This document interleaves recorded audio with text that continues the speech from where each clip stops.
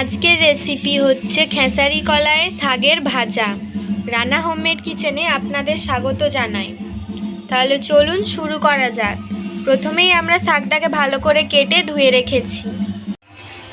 এবার আমি কড়াই বসিয়ে ওতে সরষের তেল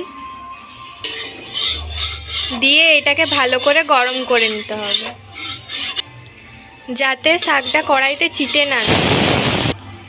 তেতে গেছে, এবার আমি শাকটা দিয়ে দেব।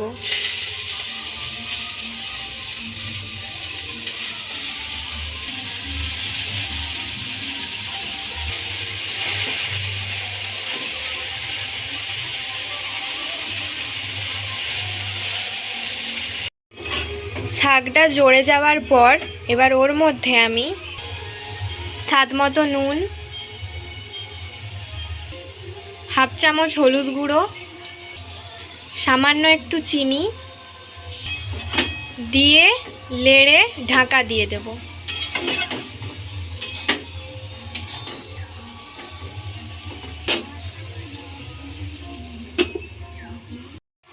দশ মিনিট পর আমি ঢাকাটা খুলে নেব।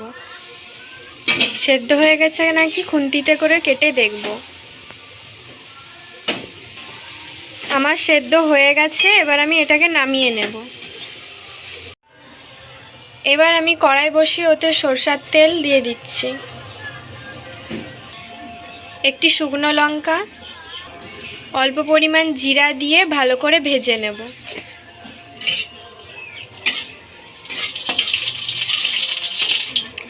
জিরা লঙ্কাটা ভালো করে ভাজা হয়ে গেছে, এবার আমি ওর মধ্যে শাকটা দিয়ে দেব।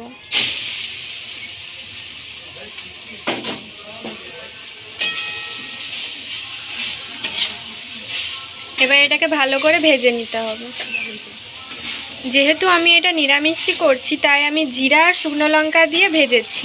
আপনারা চাইলে এখানে রসুনও দিতে পারেন, পেঁয়াজও দিতে পারেন।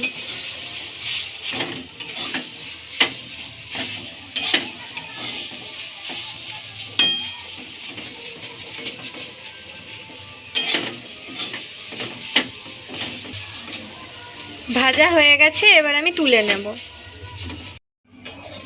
খেসারি কলাই শাকের ভাজা আমার তৈরি হয়ে গেছে।